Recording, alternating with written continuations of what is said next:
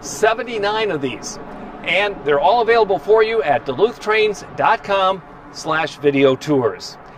If you want to join the museum, we would love to have you as a member. And this week only, a special incentive for membership.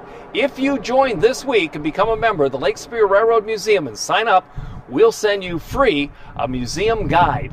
It's the guide to the Lake Superior Railroad Museum, fully colored, fully illustrated, and it details each and every object in the collection. I wonder if oh hey, just happen to have one right here. This is what it looks like. It's full color. Learn about everything in the Lake Superior Railroad Museum. So when you come, which is now free with your membership, when we reopen, you'll know about everything in the museum because you've got the official guide. It's a $20 value. Join this week. We'll send it to you for free.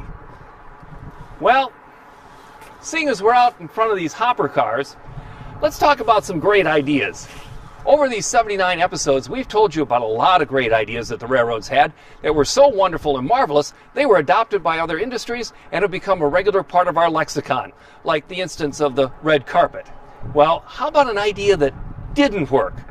You remember John Hannibal Smith in the A-Team when he'd say, "I love it when a plan comes together"? Well, what happens when a plan doesn't come together? What happens when a great idea is there, but it just doesn't work out? That happened. What the railroads were trying to accomplish was a thing called asset utilization, which meant that every piece of equipment is used to its fullest maximum availability. Like take these hopper cars, for instance. They load on the top, and gravity empties them out on the bottom. A simple concept. Gravity fed, gravity emptied. Let's say that this car holds grain, and it's harvest time in North Dakota. The elevator fills it up with grain, the railroad brings it to Duluth, empties it into another elevator, and that empties it into a foreign vessel that takes that grain all over the world to ports of call. But now the car is empty, and it's got to go back to North Dakota. That's only a 50% asset utilization. The car is traveling empty, and nobody makes any money off of that. The same thing's true with boxcars. In the case of boxcars, a lot of the early freight was less than carload, which meant it was different miscellaneous freight that was carried. Other times it was machinery or parts or something that was going to one destination. Whether it was less than carload or one full boxcar full of a product for a specific destination, on the way back, the car is empty. Again, poor asset utilization. Somebody got a great idea. What if a boxcar could be a hopper car could be a boxcar, and therefore, instead of just one use, it would have two uses, and asset utilization would skyrocket. Burlington Northern tried it. They called it the Bopper Car. Behind me, behold, the Burlington Northern's Bopper Cars. That's right, Bopper, as in half hopper, half boxcar, the Bopper Car. These are the last three remaining of 8 that were made between 1988 and 1989 by the Bethlehem Steel version of their car manufacturing company. They made them out of aluminum. And the way they work is, on the top there are hatches to feed in material. On the bottom there are chutes to feed it out. In the meantime, there's a movable floor called a walking floor that comes and goes so that the material, if it's grain for instance, can flow from the top through the car, through the walking, shaking floor, and out the bottom of the car. Then that floor can be solid, and you can use it as a boxcar. Here's an example of how that might work. Grain shipments are seasonal. You need more hopper cars in the winter to get that fall harvest to market. Boxcars can be used anytime, so when it's not hauling grain or a commodity of wheat or rye, it could be a boxcar. Think of it this way. In a paper mill situation, the bopper brings in a hopper full of wood chips.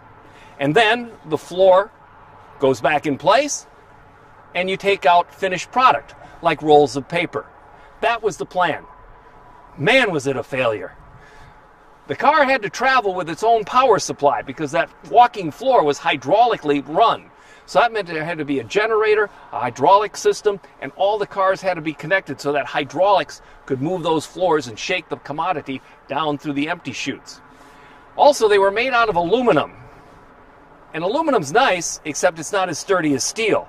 The cars came up bad order a lot when they were bounced around. And the other problem was that walking floor itself. It was very prone to miscalculations, and if it wasn't working just right, it didn't work at all. The cars were a failure. The 8 of them that were made went away.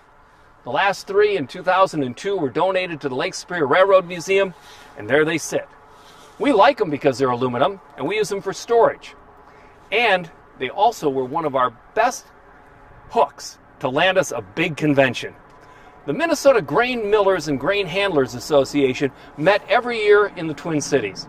Tried to get them up here as hard as we could. They just weren't interested in moving. Now, the relationship between railroads and grain handlers sometimes is a love-hate relationship. Talking to the head of the organization, he asked me if he'd ever heard of these Bopper cars. And I said, well, yeah, we have them on property. He goes, my members remember those cars. They were horrible. It never worked. It was an idea that was just, it seemed good on paper, but it never worked. If you could put one of those in the museum and our guys could get the picture taken in front of it, we'll come to Duluth for our convention. And that's what they did. Thank you, BN, for donating them to us. Thank you for BN for trying something new.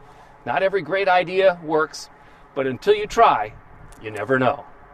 Do not try, do. Cover your coughs, don't touch your face, wash your hands, keep the social distance that you need. If you're sick, stay home. And hey, let's take care of each other.